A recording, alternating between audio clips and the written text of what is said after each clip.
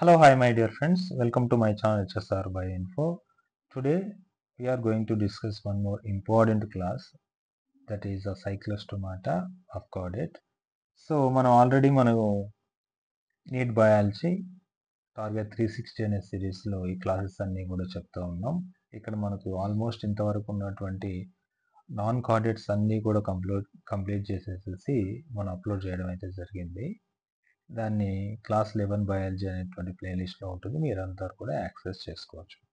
So ఇక్కడ classes అన్నీ కూడా ఫ్రీ ఆఫ్ కాస్ట్లో విత్ క్లియర్ ఎక్స్ప్లెనేషన్తో లైన్ టు లైన్ ఎక్స్ప్లెయిన్ చేస్తున్నాను. జస్ట్ ఓపిక మాత్రం ఉండాలి.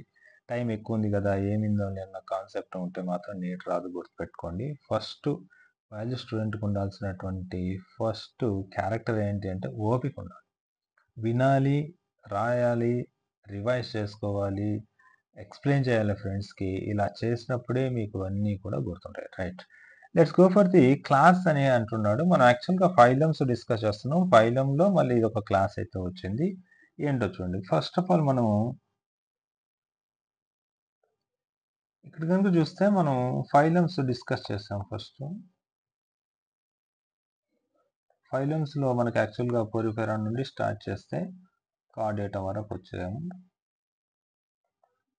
ఓకే, ఈ కార్డేటా ఫైలంని మళ్ళీ మనం డివైడ్ చేసాం. కార్డేటాని మళ్ళీ ఏం చేసామంటే సబ్ ఫైలమ్స్గా డివైడ్ చేసాం. ఒకటి యూరోకార్డేటా, రెండోది యూరోకార్డేటా, రెండోది సెఫలోకార్డేటా,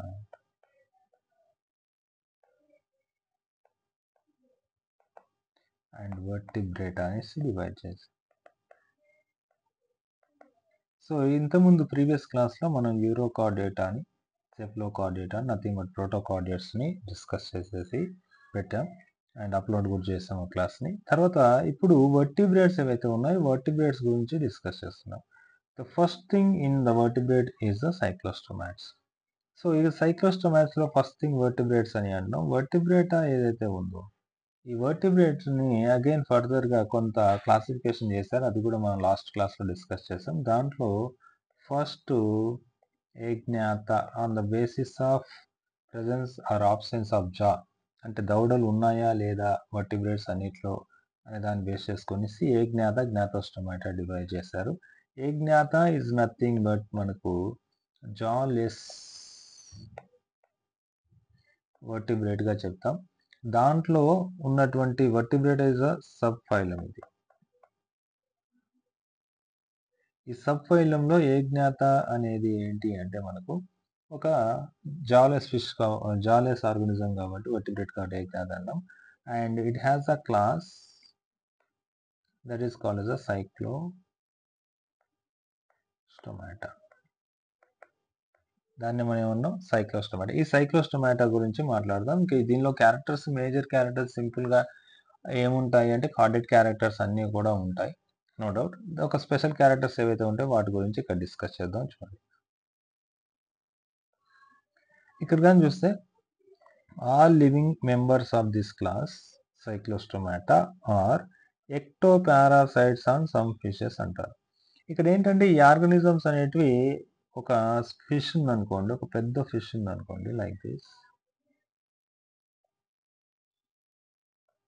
ఈ పెద్ద ఫిష్ మీద ఈ ఆర్గానిజమ్స్ అనేటివి ఎక్టోపారాసైట్స్ గా ఉంటాయి అంటాడు, like this.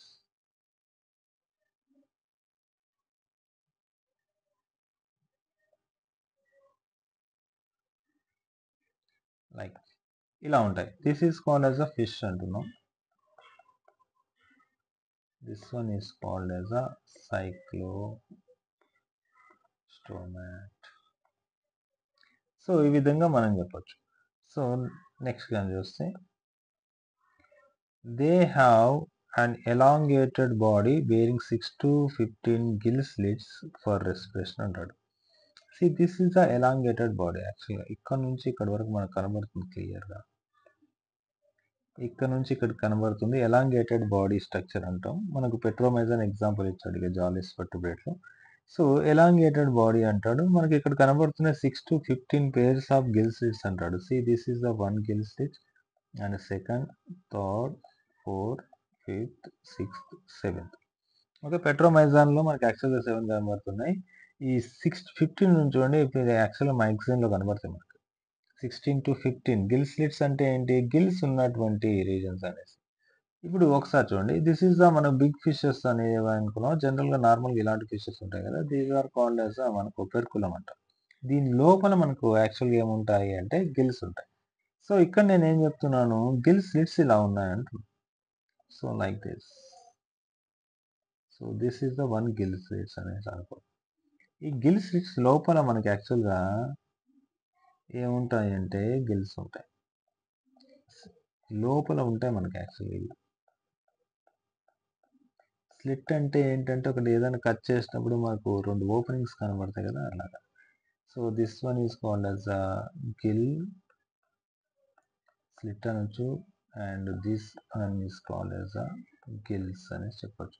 Gills are essential for the respiration అంటాం.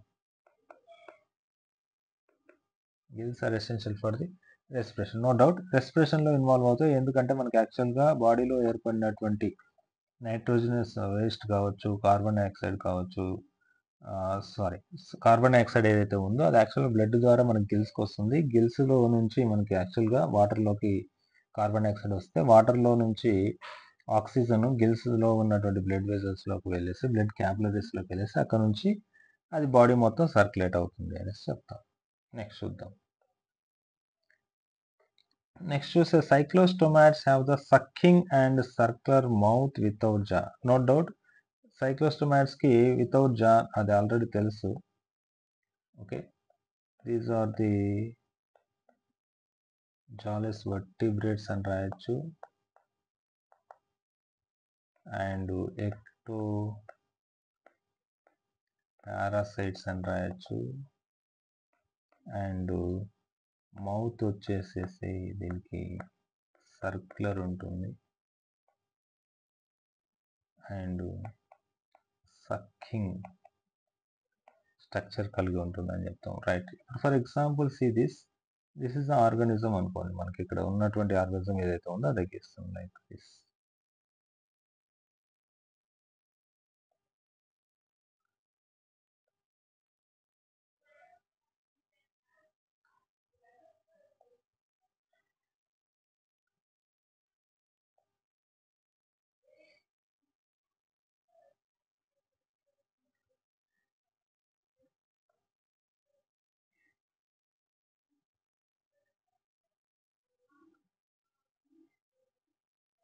సో మనకి ఇది ఉందనుకోండి. మౌత్ మనకి యాక్చువల్‌గా ఈ రీజియన్‌లో ఉంటుంది.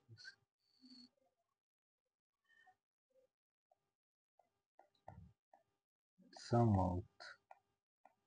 ఈ మౌత్‌ని తను హైలైట్ చేస్తే మనకి ఎలా కనబడుతుందంటే ఇట్స్ లైక్ రౌండ్ మౌత్ కనబడుతుంది. It's round mouth. ఓకే. ఈ రౌండ్ మౌత్‌లో మనకి యాక్చువల్‌గా ఏంటంటే ఇక్కడ అన్నీ కూడా టీత్స్ ఉంటాయి లైక్ దిస్. మనకి అప్పర్ టీత్స్, లోవర్ టీత్స్ ఇలా కనబడతాయి.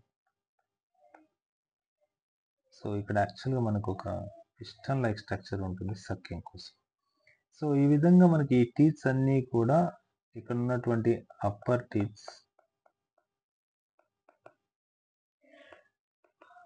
ఇక్కడ ఉన్నటువంటి లోవర్ టీత్స్ ఏవైతే ఉన్నాయో ఈ రెండిటితోనే ఎక్టో పారాసైట్స్‌గా ఉండి ఇక్కడ యాక్చువల్‌గా చూస్తే అవి వేరే ఆర్గానిజం మీద ఉండి దాని యొక్క న్యూట్రిషన్ మొత్తం కూడా ఇది లాక్కొని తింటా ఉంటది.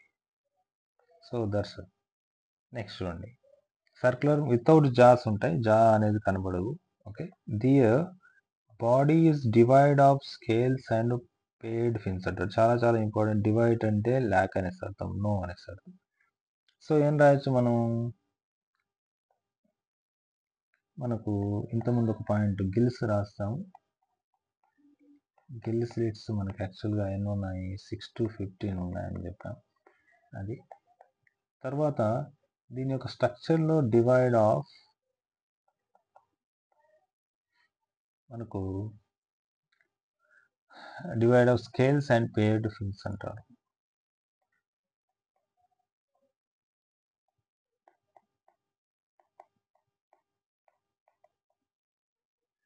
స్కేల్స్ అంటే మనకి యాక్చువల్లీ ఈ ఫిష్ చూడండి ఇక్కడ యాక్చువల్గా ఇలాంటి స్ట్రక్చర్స్ ఉంటాయి కదా మనకు.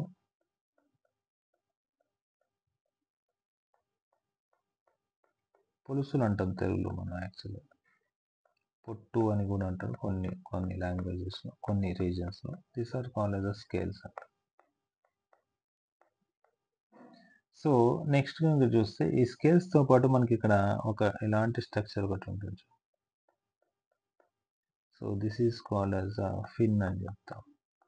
అండ్ ఇక్కడ కూడా మనకి ఇలాంటి స్ట్రక్చర్ ఒకటి ఉంటుంది. అండ్ ఇక్కడ కూడా ఒక స్ట్రక్చర్స్ ఉంటుంది. These are called as fins అంటారు. Dorsal fins, anal fins, caudal fins ఇలా ఉన్నాయి, రకరకాలుగా ఉన్నాయి. మనకి అవసరం లేదు ఇక్కడ, ఫిషెస్ వచ్చినప్పుడు చెప్దాం అవసరం ఉంటే. సో ఈ ఫిన్స్ అనేది ఫర్ ఎగ్జాంపుల్ ఇది మనకు ఒక సైడ్ మాత్రమే ఫిష్ కనబడుతుంది. ఇది రైట్ సైడ్ అనుకోండి, అటు సైడ్ ఇంకో లెఫ్ట్ సైడ్, అటు సైడ్ ఇంకోటి ఈ డైరెక్షన్లో ఒకటి.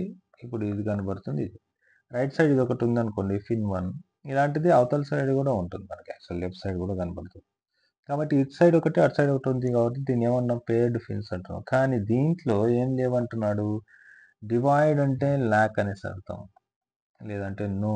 ఓకే, స్కేల్స్ లేవు అండ్ పేర్డ్ ఫిన్స్ ఏమి లేవు. ఇక్కడ ఉన్నాయి కదా సార్ అంటే these are not a paired fin, it's only singular, only simple and singular fins మాత్రమే ఉంటాయి అంటారు. రైట్, నెక్స్ట్ చూడండి. దీనిలో క్రేనియం అండ్ వర్టిబ్రల్ కాలం ఏదైతే ఉందో అవి కార్టిలేజ్తో ఏర్పడి ఉంటాయి అంటారు. కొద్దిగా ఇంపార్టెంట్. ఇప్పుడు యాక్చువల్గా క్రేనియం, వర్టిబ్రల్ కాలం అంటాం. For example this one is called as a cranium అన్న.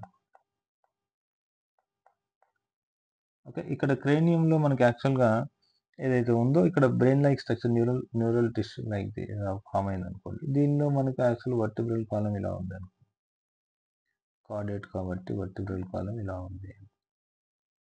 ఇది వచ్చేసేసి క్రేనియం, ఇది వచ్చేసేసి ఏంటి అంటే వర్టిబ్రేట్ కాబట్టి వర్టిబ్రల్ కాలం. ఈ రెండు కూడా మనకి యాక్చువల్గా దేంతో ఏర్పడినాయి అంటే నాట్ బోన్స్. సింపుల్గా చెప్పాలంటే ఇలాగ రాసుకుంటే సింపుల్గా ఉంటుంది, not bones.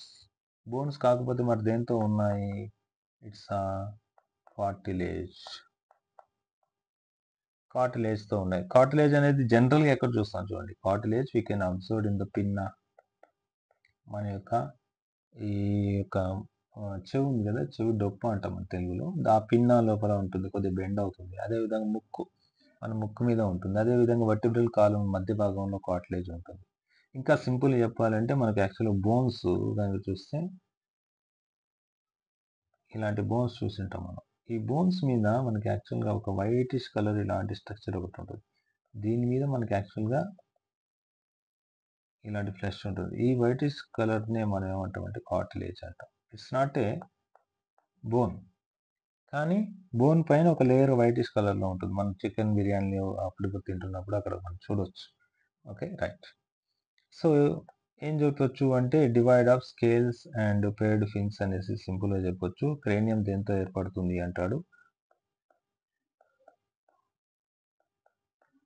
Cranium and vertebral column.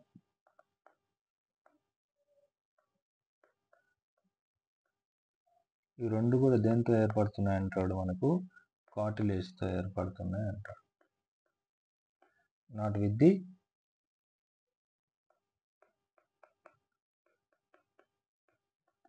Bones. అంటే వర్టిబ్రల్ కాలం ఫస్ట్ కార్టిలేజ్తోనే స్టార్ట్ అయింది, తర్వాత బోన్స్గా కన్వర్ట్ అయింది అనేసి మీరు గుర్తుపెట్టుకోవాలి. నెక్స్ట్ చూద్దాం. తర్వాత చూడండి, circulation is close type. As యూజువల్గా మనకు కార్డేట్ యొక్క క్యారెక్టర్ క్లోజ్ టైప్ మనకు ఉంటుంది, no doubt. And cyclostomes are the marine. చాలా చాలా ఇంపార్టెంట్ ఇది. మెరైన్ ఆర్గానిజమ్స్ నేను ఇంతకుముందు క్లాస్లోనే డిస్కస్ చేశాను, ఇవేవి మెరైన్ ఉన్నాయనేది. చూడండి మనకి యాక్చువల్గా ఓకే, మనకు టీనోఫోరా వస్తుంది, తర్వాత మనకి కైనోడర్మేటా వస్తుంది, హెమికార్డేటా వస్తుంది. ఇప్పుడు సైక్లోస్టోమాట్స్ చెప్పినాను. దాంతోపాటు మనకు ప్రోటోకార్డేట్స్ రెండు కూడా మనకు మెరైన్లోనే ఉంటాయి. కానీ ఇవి యాక్చువల్గా ఉండేది ఎక్కడ అంటున్నాడు, మెరైన్లో ఉంటాయంటే సముద్రాల్లో ఉంటాయి అంటాడు. కానీ మైగ్రేట్ ఫర్ స్పావింగ్ అంటే ఎగ్స్ పెట్టడం కోసం టు ఫ్రెష్ వాటర్కి వెళ్తాయి అంటాడు. చాలా చాలా ఇంపార్టెంట్ పాయింట్ ఇది. ఇక్కడ ఒరిజినల్ అవి ఏంటి?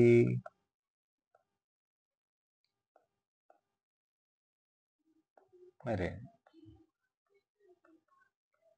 బట్ స్పావింగ్ కోసం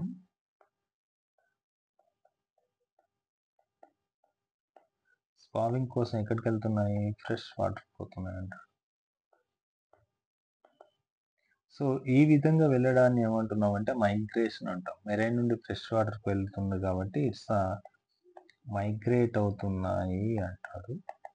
ఈ మైగ్రేషన్ వి కాల్డ్ యాజ్ అనడ్రోమస్ అంటాం. మనకు అవసరం లేదు, ఇది జస్ట్ చెప్తున్నా. అనడ్రోమస్ మైగ్రేషన్, తర్వాత కెటాడ్రోమస్ మైగ్రేషన్, పొటామోడ్రోమస్ మైగ్రేషన్, ఓషనోడ్రోమస్ మైగ్రేషన్ ఇలాంటివి ఉన్నాయి.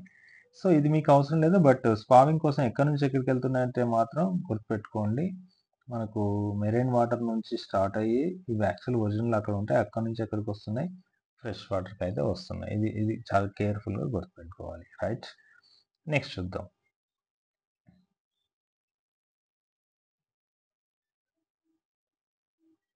సో ఆఫ్టర్ స్పావింగ్ అంటే ఎగ్స్ పెట్టిన తర్వాత, అంటే మేల్ ఫీమేల్స్ రెండు ఉంటాయి గుర్తుపెట్టుకోండి. ఇక్కడ మేల్ ఉంటుంది, ఫీమేల్ ఉంటుంది. కాబట్టి ఏం రాయొచ్చు మనం? డయేషియస్ అనేసి సింపుల్గా రాయొచ్చు అండ్ యూనిసెక్షువల్ అని రాయొచ్చు. ఈ మేలు ఫీమేల్ రెండు కూడా స్పావింగ్ కోసం పోతాయి. అంటే ఫ్రెష్ వాటర్కి మెరైన్ వాటర్ నుండి స్టార్ట్ అయ్యేసేసి రెండు కూడా వెళ్తూ ఉంటాయి. ఎప్పుడు వెళ్తాయి? ఏవైనా కూడా ఎగ్స్ పెట్టడానికి రెడీగా అయినప్పుడు, ఏజ్ వచ్చినప్పుడు, స్పర్మ్ రిలీజ్ అయ్యేటువంటి ఏజ్ వచ్చినప్పుడు మాత్రమే ఇవి యాక్చువల్గా మైగ్రేట్ అవుతాయి. అంతసేపు మొత్తం కూడా తన లైఫ్ టైం ఎక్కడ ఉంటుంది అంటే మనకు మెరైన్ వాటర్లోనే ఉంటుంది. ఎప్పుడైతే తన లోపల ఈ ఎగ్స్ పెరుగుతున్నటువంటి గొనాడ్స్ ఏవైతే ఉంటాయో, స్పర్మ్ డెవలప్ అవుతున్నటువంటి గొనాడ్స్ ఏవైతే ఉంటాయో, అవి డెవలప్ అవుతున్న కండిషన్స్లో ఏంటంటే తన బాడీ లోపల చాలా చేంజెస్ వస్తాయి. ఎప్పుడైతే ఈ డెవలప్మెంట్ జరుగుతూ ఉన్నప్పుడు ఏమవుతుందంటే గొనాడ్స్ డెవలప్ అవుతూ ఉంటాయి. ఇమీడియట్గా ఏమవుతుంది అంటే తన యొక్క డైజెస్ట్ సిస్టమ్ అనేది సింక్ అవుతూ ఉంటుంది. చాలా చాలా ఇంపార్టెంట్. ఆఫ్టర్ స్వావింగ్ ఇదే చెప్తున్నాను చూడండి. After spawning with in a few days, eggs పెట్టిన తర్వాత కొన్ని రోజుల్లోనే దే డై అంటాడు. అవి ఎగ్స్ పెట్టిన తర్వాత ఏమైపోతుంది అంటే అన్ని రోజులు కూడా అవి మైగ్రేట్ అవుతానే ఉంటాయి. తక్కువ ఫుడ్ని తీసుకుంటూ ఉంటాయి, మైగ్రేట్ అవుతూ ఉంటాయి, చాలా వీక్ అవుతాయి యాక్చువల్గా మైగ్రేషన్లో. వీక్ అయిన తర్వాత ఎగ్స్ పెడతాయి, పెట్టడానికి వెళ్తాయి. పెట్టేసేసిన తర్వాత దే కెనాట్ ఈట్, ఎందుకంటే డైజెస్ట్ సిస్టమ్ మొత్తం కూడా పోయి ఉంటుంది ఆల్మోస్ట్. అందుకోసమే తినలేవు. తిన్నా కూడా దాని యొక్క డైజెస్ట్ సిస్టమ్ అలో చేయలేదు కాబట్టి దే కెన్ డై అనేసి చెప్తున్నారు. చాలా చాలా ఇంపార్టెంట్, కొంచెం జాగ్రత్తగా నోట్ చేసుకోండి ఇక్కడ. తర్వాత చూడండి, they have the larva forms. కాబట్టి డెవలప్మెంట్ ఎలా ఉంటుంది దీనిలో? ఇండైరెక్ట్ డెవలప్మెంట్ ఉంటుంది. అంటే ఇప్పుడు ఏంటి అంటే ఇవి చూడండి,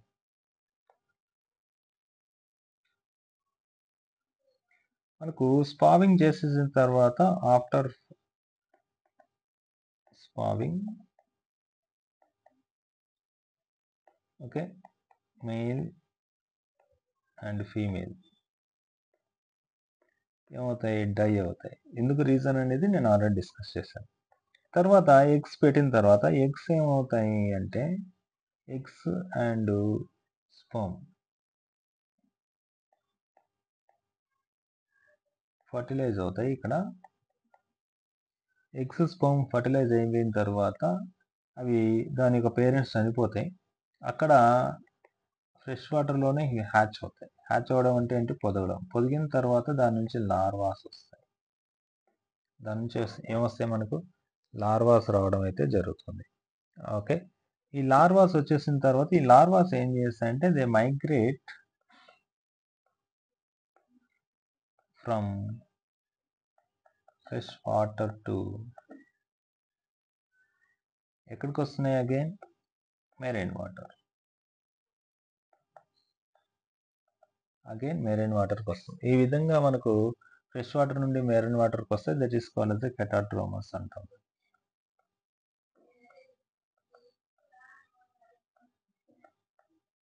కెటాడ్రోమస్ మైగ్రేషన్. ఈ రెండు మీకు అవసరం లేదు, బట్ ఐడియా కోసం మాత్రం గుర్తుపెట్టుకోండి, రైట్? సో ఈ విధంగా మనకు ఎగ్స్ పెట్టిన తర్వాత అవి ఫర్టిలైజ్ అవుతాయి. ఫర్టిలైజ్ అయిన తర్వాత హ్యాచ్ అవుతాయి. హ్యాచ్ అయిన తర్వాత లార్వాస్ వస్తాయి. లార్వాస్ అనేవి మళ్ళీ ఫ్రెష్ వాటర్ నుండి మైగ్రేట్ అవుతాయి. మైగ్రేట్ అయిన తర్వాత మెరైన్ వాటర్లో డెవలప్ అవుతాయి. ఈ విధంగా డెవలప్ అవ్వడాన్ని, ఓకే, ఈ విధంగా స్పావింగ్ చేసిన తర్వాత మెటామార్ఫోసిస్ జరుగుతుంది. తర్వాత మెటామార్ఫోసిస్ అంటే ఏంటి? లార్వా అనేది మనకి actually developed as adult. Larva అనేది migrate from the fresh water అని చెప్తున్నాం. ఇక్కడ యాక్చువల్గా ఏం జరుగుతుందంటే మెటామార్ఫోసిస్ జరుగుతుంది. అంటే larva that converting in to the adult అనమాట. అలా కన్వర్ట్ అయిపోయిన తర్వాత they migrate to the marine water అంటాం. మెరైన్ వాటర్లో లైఫ్ మళ్ళీ స్టార్ట్ చేస్తుంది. మళ్ళీ ఇది అడల్ట్ అయ్యేసరికి ఇంకో మేల్ ఇంకో ఫీమేల్ రెండు కూడా కలిసేసేసి మళ్ళీ మైగ్రేట్ అవ్వడం స్టార్ట్ చేస్తాయి. ఎక్కడి నుంచి? మెరైన్ వాటర్ నుండి ఫ్రెష్ వాటర్కి. అది చెప్తున్నాడు. రైట్.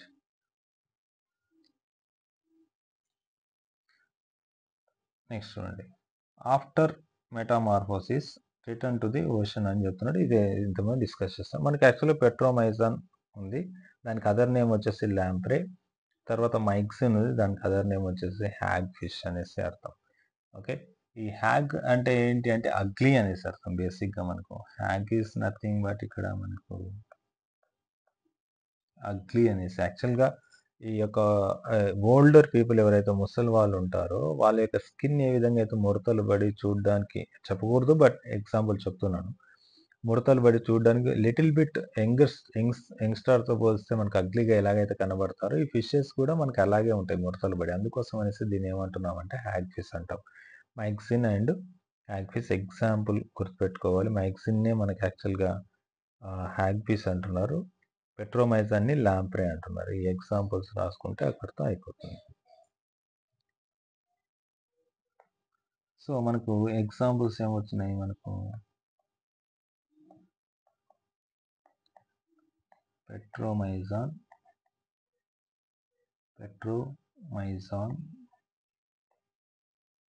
దీన్ని మనం ల్యాంప్రే అంటాం. అడుగుతాడు, కొంచెం జాగ్రత్తగా ఉండాలి. అండ్ మైక్సిన్ దీన్ని మనం హ్యాగ్ ఫిష్ అంటారు.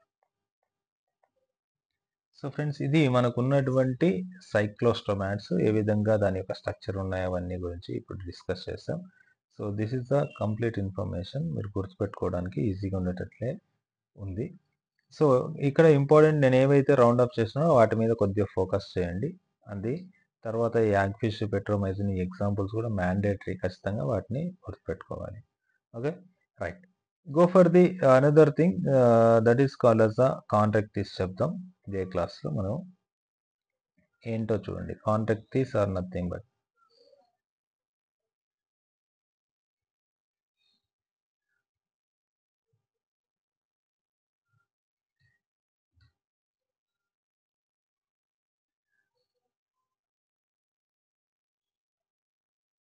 ఇక్కడ క్లాస్ కాంట్రాక్టీస్.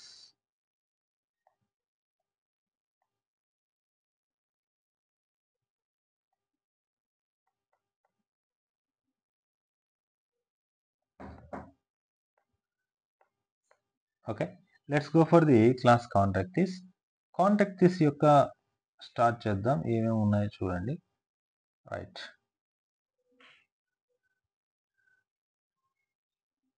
ఇక్కడ క్లాస్ కాంట్రాక్టీస్ ఉంది. కాంట్రాక్టీస్ ఈజ్ నథింగ్ బట్ ఏంటంటే కార్టిలేజ్ ఫిషెస్ అనేసి అర్థం. So they are marine again. They are marine అంటున్నాడు. And they with streamlined body and have the cartilaginous endoskeleton అంటాడు. మనకి ఇవి ఫిషెస్ వచ్చినాయి మనకి ఇక్కడ. ఇది ఇస్ కాల్డ్ as స్కోలియోడాన్ అంటారు. డాగ్ ఫిష్ అని కూడా అంటారు. దీన్ని ప్రిస్టిస్ అంటున్నారు. సెకండ్ వన్ సా ఫిష్ కూడా అంటారు. దీని గురించి వస్తుంది, మళ్ళీ చూద్దాం. ఇక్కడ ఏంటంటే marine animals, this is most important ఒకటి. అండ్ బాడీ స్ట్రీమ్ లైన్ అయి ఉంటుంది అంటాడు. స్పెసిఫిక్ స్ట్రీమ్ లైన్ అయి ఉండడం అంటే మనకి యాక్చువల్గా చూడండి, దీని యొక్క బాడీ అనేది ఒక మధ్య భాగంలో ఒక లైన్ ఉండేసేసి ఉంటుంది. This one is called as stream line అవ్వడం అనేసి చెప్తారు.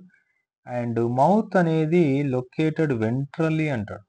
మౌత్ ఎక్కడ ఉంటుంది అంటాడు? వెంట్రల్లీ ఉంటుంది. అంటే కింది భాగంలో. ఇక్కడ సి హియర్ ద వెంట్రల్. ఇక్కడ మనకి యాక్చువల్గా డోర్సల్ అవుతుంది. This one is called as ventral అవుతుంది. This one is called as anterior అవుతుంది. This one is called as posterior అవుతుంది. మౌత్ ఈజ్ లొకేటెడ్ వెంట్రల్లీ అంటాడు. Notochord is persistent throughout the life. No doubt notochord అనేది ఉంటుంది దీనిలో. Persistent throughout the life అంటాడు. No doubt. So ఇవే points రాద్దాం చూడండి. అసలు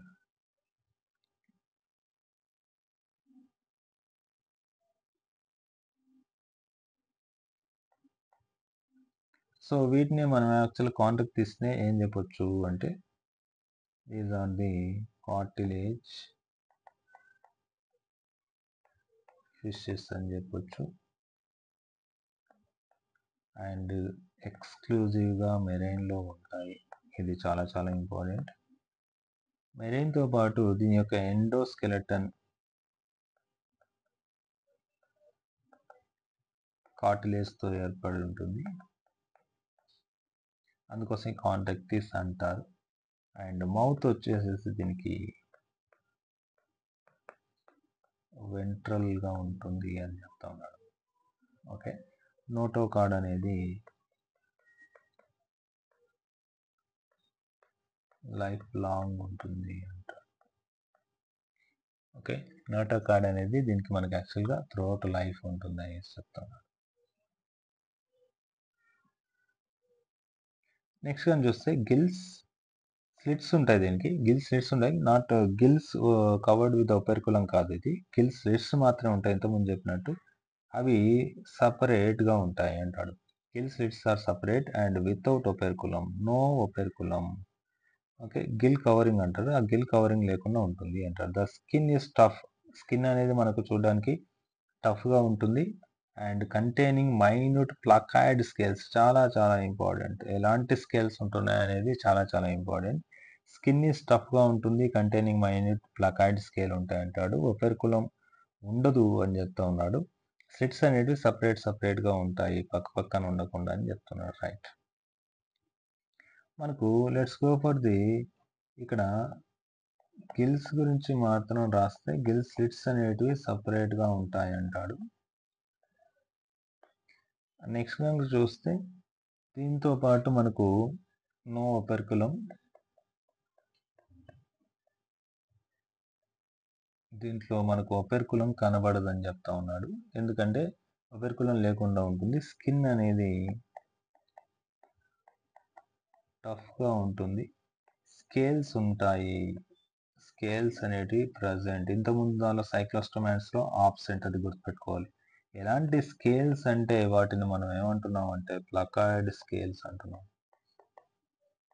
ప్లకాయిడ్ స్కేల్స్ అంటున్నాం. ప్లకాయిడ్ స్కేల్స్ అంటే ఎలా ఉంటాయి చూడండి. సి ప్లకాయిడ్ స్కేల్స్ అనేటివి ఫర్ ఎగ్జాంపుల్ సి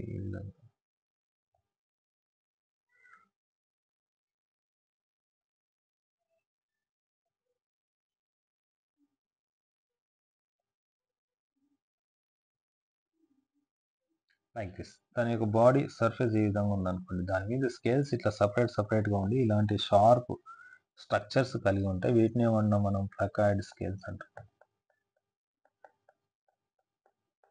ప్లకాయిడ్ స్కేల్స్ అని చెప్తా ఉన్నాం. ఈ విధమైనటువంటి స్కేల్స్ ఉంటాయి. అయితే ద పాయింట్ ఏంటంటే ఎగ్జాంపుల్ ఒకటి చూస్తే మీకు ఒక క్లారిటీ వస్తుంది.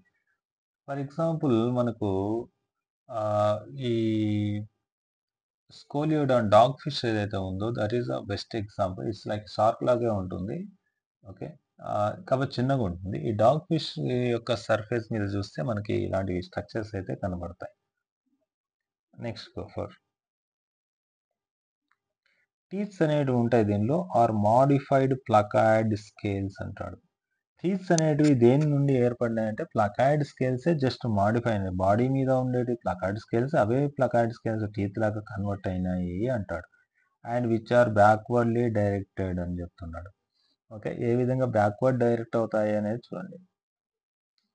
టీత్స్ గురించి మాట్లాడదాం. టీత్స్ వచ్చేసేసి placoid scales, no doubt. Okay, modified placoid scales, తర్వాత బ్యాక్వర్డ్లీ డైరెక్టెడ్ అంటాం. సో దీని యొక్క మౌత్ పార్ట్ యాక్చువల్గా కనుక ఓపెన్ చేస్తే ఇట్స్ లైక్ దిస్.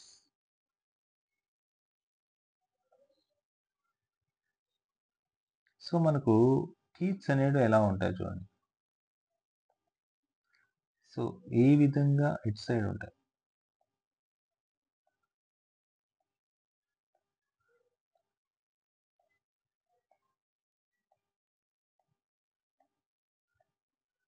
సో ఇది ఈ డైరెక్షన్, ఇది mouth. For example buccal cavity అనుకోండి. మధ్యలో ఉండేటువంటి క్యావిటీ ఆ లోపల సైడ్ నాట్ అవుట్ సైడ్. ఇవి లోపల సైడ్ డైరెక్ట్ అయినాయి. అందుకోసం దీన్ని ఏమన్నారు బ్యాక్వర్డ్లీ అంటే ఏంటి ఈ డైరెక్షన్‌లో అరేంజ్ అయినాయి అనేసి అర్థం. నెక్స్ట్ చూడండి. Their jaws are very powerful. ఎందుకంటే all these are the jaw containing vertebrates కాబట్టి జాస్ ఉంటాయి వీటిలో. ఆ జాస్‌లో ఇవి పిసెస్ కింద రాస్తున్నాం మనం. యాక్చువల్లీ క్లాసిఫికేషన్ చెప్పినాను. జాస్ ఉంటాయి. పిసెస్ అనేటువంటి ఒక సూపర్ క్లాస్ ఉంటుంది. దాంట్లో మనకి యాక్చువల్‌గా ఏమున్నాయి అంటే ఈ యొక్క కాంట్రాక్టిస్, ఆస్ట్రక్టిస్ వస్తాయి. మనం ఇప్పుడు కాంట్రాక్టిస్ చదువుతున్నాం.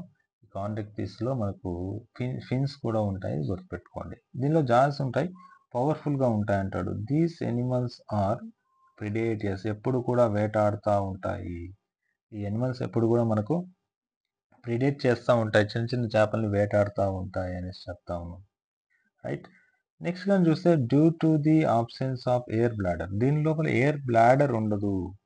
ఓకే. ఎయిర్ బ్లాడర్ అనేది మనకి యాక్చువల్‌గా ఫిషెస్‌ని కోసినప్పుడు ఈ లంగ్స్ కాకుండా ఒక ఎయిర్ బ్లాడర్ అయితే ఉంటుంది. ఆ ఎయిర్ బ్లాడర్ ఏదైతే ఉందో అలాంటిది దీంట్లో ఉండదని చెప్తున్నాడు. సో నెక్స్ట్ గాని చూస్తే జాస్ అనేటివి ప్రెజెంట్. అందుకోసం వీటిని జ్ఞాతోస్టోమాటా అంటారు.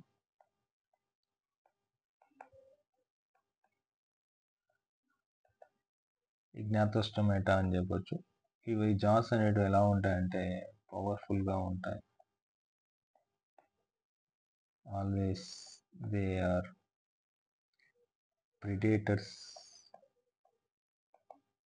ప్రిడేటర్స్‌గా ఉంటాయి.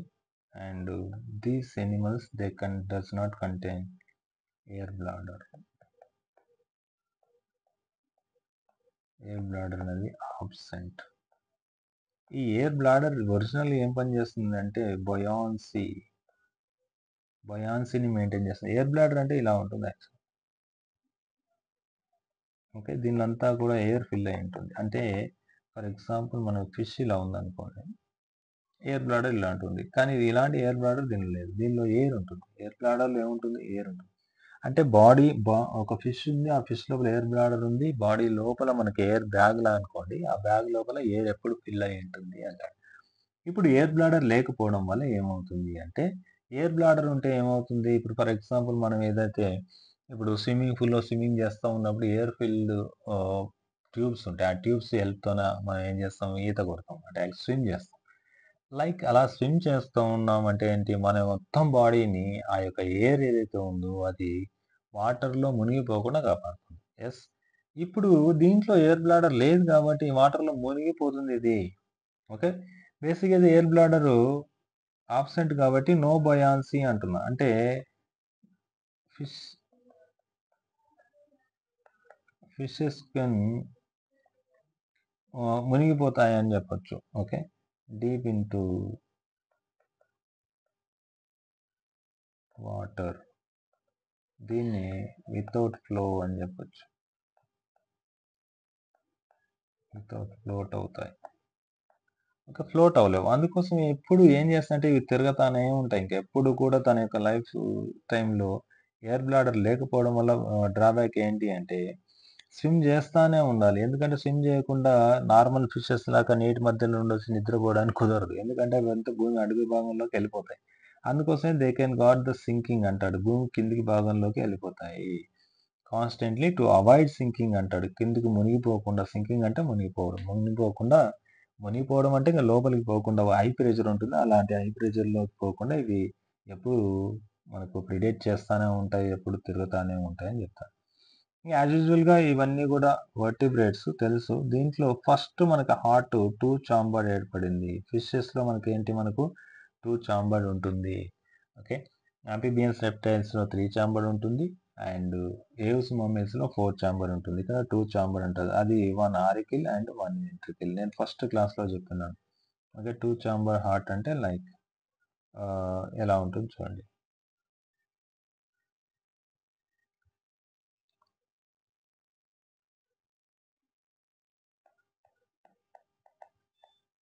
హార్ట్ అనేది మనకు 2 చాంబర్ ఉంటుంది. one auricle, one ventricle. ఆరికల్ అంటే ఏట్రియం అని కూడా అంటాం. సో దీని యొక్క స్ట్రక్చర్ కనుక చూస్తే మనకు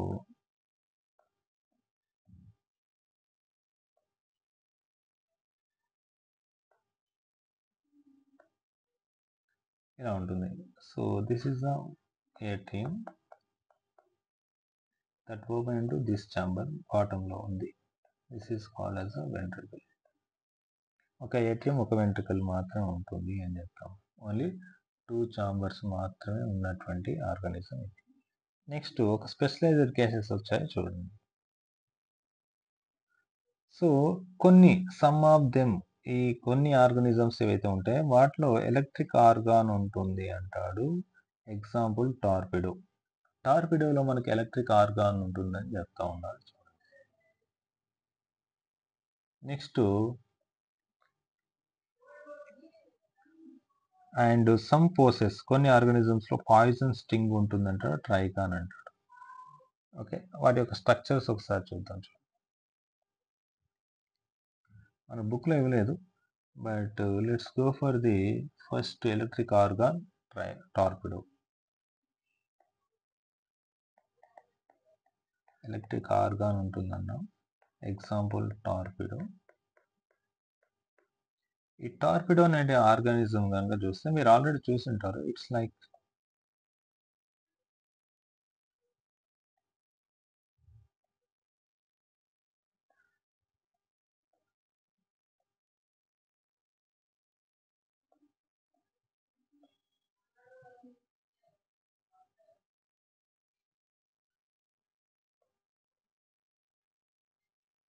ఇలా ఉంటుంది actually.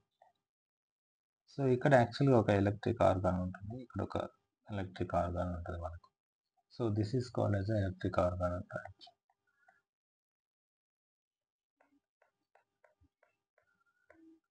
They produce the electric organ. లేదు అంటే పాయిజనస్ స్టింగ్ ఉంది మనకు.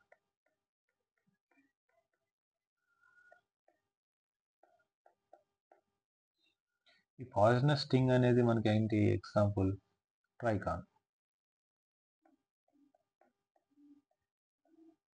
ట్రైకాన్ ఇస్ ఎగ్జాంపుల్. ఇది ఇట్స్ లైక్ సిమిలర్, ఇలాగే ఉంటుంది, కాకపోతే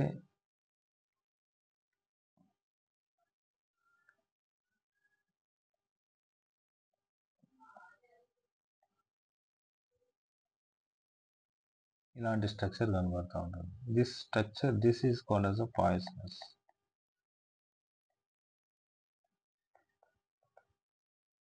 స్ట్రింగ్ అంటాం.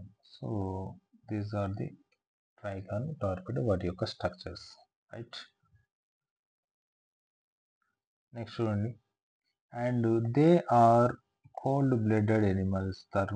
5 కిలోథర్మ్స్ ఎనిమల్స్ అంటారు. ఎందుకు కోల్డ్ బ్లడెడ్ ఎనిమల్ అంటే ఏంటి అంటే, దీనిలో బ్లడ్ ఉంటుంది, క్లోజ్ టైప్, నో డౌట్.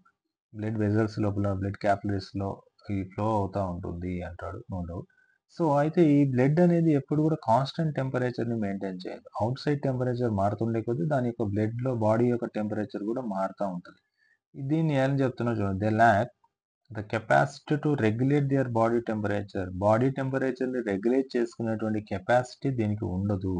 అంటే అవుట్ సైడ్ టెంపరేచర్ మారితే బాడీ టెంపరేచర్ మారుతుంది, అవుట్ సైడ్ పెరిగితే దీనిలో పెరుగుతుంది, తగ్గితే దీనిలో తగ్గుతుంది. మన బాడీ లాగా మనం హోమియోథర్మ్స్ అంటాం. 5 కిలోథర్మ్స్ కి అపోజిట్ వర్డ్ ఏంటి? హోమియోథర్మ్స్. మనం మనం వామ్ బ్లడెడ్ ఎనిమల్స్ అని చెప్తాం. ఎందుకంటే మన బాడీ టెంపరేచర్ అవుట్ సైడ్ టెంపరేచర్తో సంబంధం లేకుండా ఎప్పుడు 37 ఉంటుంది. బయట ఎండ 40 డిగ్రీస్ 45 డిగ్రీస్ ఉన్నా కూడా 37 ఉంటుంది. టెంపరేచర్ తగ్గి మళ్ళీ మైనస్లోకి పోయినా 10 డిగ్రీస్ ఉన్నా 15 డిగ్రీస్ ఉన్నా కూడా బాడీ టెంపరేచర్ 37 ఉంటుంది. Right. Next go for the sexes are separate అంటాడు. No doubt male female separate ఉంటాయి. ఈ males pelvic fins bear the claspers అంటాడు. మేల్స్ లో మాత్రం పెల్విక్ ఫిన్స్ ఉంటాయి. ఆ ఫిన్స్ బేర్ ద క్లాస్పర్స్ అంటాడు. చూద్దాం. ఓకే, నెక్స్ట్ చూడండి.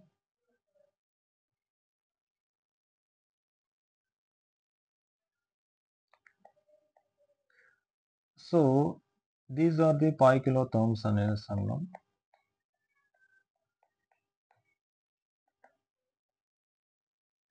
సో ఈ ఆర్గానిజమ్స్ 5 కిలోథర్మ్స్ అని చెప్తున్నాం. మేల్స్ అండ్ ఫీమేల్స్ 2 ఉంటాయి. దాన్ని డైఎసియస్ అని చెప్తాం. ఓకే, లేదు అంటే యూని సెక్షువల్ అంటాం. అండ్ మేల్స్ లోపల మనకు ఏవైతే ఉన్నాయో పెల్విక్ ఫిన్స్ ఏవైతే ఉన్నాయో ఆ పెల్విక్ ఫిన్స్ దగ్గర మనకు క్లాస్పర్స్ ఉంటాయంటారు. Right, for example see this is organism అనుకోండి. ఇది ఒక ఆర్గానిజం అనుకోండి, లైక్ దిస్.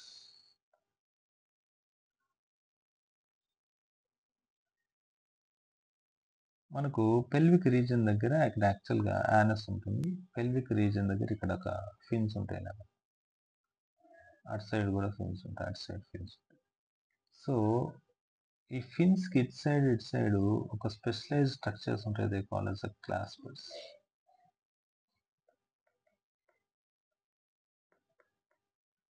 ఈ క్లాస్పర్స్ ఏం చేస్తాయంటే ఫీమేల్ తో ఎప్పుడైతే సెక్షువల్ కాయిటస్ జరుగుతుందో ఆ సెక్షువల్ కాయిటస్ లోకి మేల్ యొక్క పెనిస్ డైరెక్ట్ గా ఫీమేల్ యొక్క జెనిటల్ ఆర్గాన్ లోకి ఇంట్రడ్యూస్ అవ్వడం కోసం ఈ claspers it can open the female genital organ and that introduce its males యొక్క పెనిస్ లైక్ దట్. అలా కాపులేషన్ కోసం హెల్ప్ చేస్తుంది అనేసి అర్థం. Claspers for copulation. క్లాస్పర్స్ దేనికి హెల్ప్ చేస్తున్నాయి? మనకు కోపులేషన్స్ కి హెల్ప్ చేస్తున్నాయి. నెక్స్ట్ గో ఫర్ ది ఈ ఆర్గానిజమ్స్ లో ఇంకా మిగిలిపోయినటువంటి పాయింట్స్ కనుక చూస్తే మనం they have the internal fertilisation. No doubt మనకి యాక్చువల్గా మేల్ ఫీమేల్ ఉంటుంది, సెక్సువల్ కాంటాక్ట్ జరుగుతుంది అని చెప్పాము ఆల్రెడీ. క్లాస్పర్స్ దానికోసం హెల్ప్ చేస్తున్నాయి కాబట్టి మేల్ యొక్క స్పర్మ్ ఫీమేల్ యొక్క బాడీలోకి ఎంటర్ అవుతుంది కాబట్టి ఇంటర్నల్ ఫర్టిలైజేషన్ అన్నాం. Many of them are the viviparous. Mostly ఏంటి అంటే వివిపారస్ ఎగ్స్ పెడతాయి అని చెప్తాం. Internal fertilization and viviparous. They have the internal fertilization జరుగుతుంది అండ్ వివిపారస్ అని చెప్తాం. నథింగ్ బట్ ఎగ్స్ లే చేస్తాయి. Sorry, babies in country. I am really sorry for this.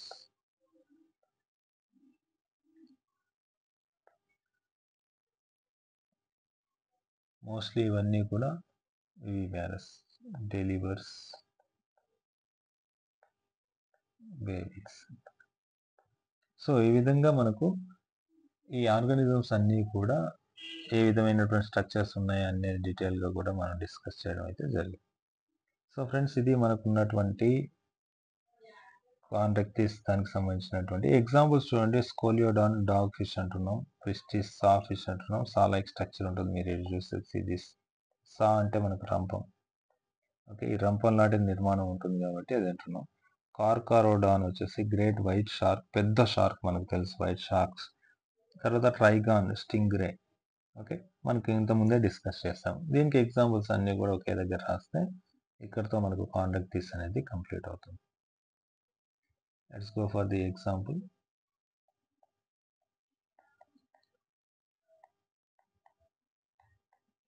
Examples కనుక చూస్తే ఫస్ట్ స్కోలియోడాన్ రాద్దాం.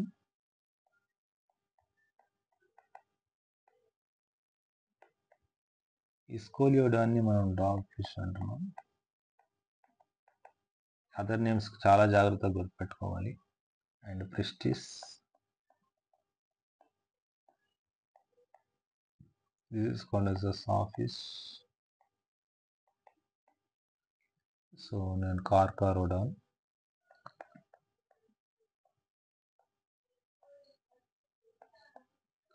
గ్రేట్ వైట్ షార్క్ అంటారు.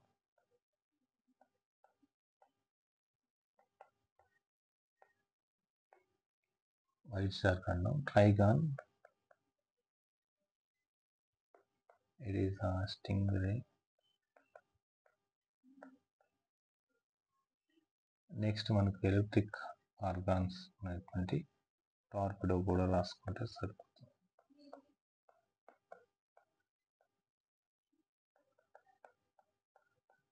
ఎలక్ట్రిక్ ఆర్గాన్ ఉంటుంది.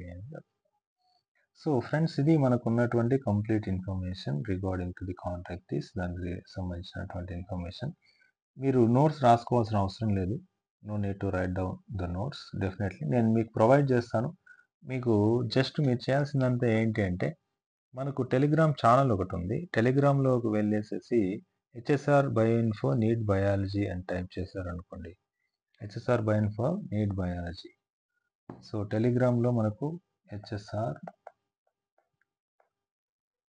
బయోఇన్ఫో నీట్ బయాలజీ అని టైప్ చేశారనుకోండి, టెలిగ్రామ్లో మనకు ఛానల్ వస్తుంది, నా ఫోటో ఉంటుంది. డెఫినెట్లీ దాంట్లో కనుక మీరు జాయిన్ అయినారనుకోండి, మన వీడియోస్ కూడా అక్కడే అప్లోడ్ చేస్తాను నేను మీకు. అక్కడ నుంచే లింక్స్ డైరెక్ట్గా యూట్యూబ్ కనెక్ట్ అవుతాయి. దాంతోపాటు మనకు మెటీరియల్స్ అన్నీ కూడా క్లాస్ అయిపోయినమ్మడే నేను మెటీరియల్స్ కూడా అక్కడే మీకు అప్లోడ్ చేస్తాను. కాబట్టి ఈజీగా యాక్సెస్ చేసుకోవచ్చు. కావాలి అంటే మొబైల్లో కూడా మీరు చదువుకోవచ్చు ఈజీగా. అంటే క్లాస్ వింటూ ఒకసారి చూసుకోవచ్చు. ఎలాగైనా మీకు యూజ్ అవుతుంది. So all right friend, okay, I hope ఇది మీకు క్లియర్గా ఉందనేసి అనుకుంటున్నాను. మీకు కనుక నచ్చితే ఖచ్చితంగా లైక్ చేయడం మర్చిపోకూడదు. మీ ఫ్రెండ్స్తో మాత్రం షేర్ చేయండి డెఫినెట్లీ. ఎందుకంటే ఇంత కష్టపడి చెప్తున్నాను నేను. అందుకోసం అనేసి అందరికీ రీచ్ అవుతే మనకు కూడా కొంత హ్యాపీగా ఉంటుందనేసి నా ఉద్దేశం. So I hope it is clear. Thank you very much for your patience. Please do subscribe and please support us. Thank you very much.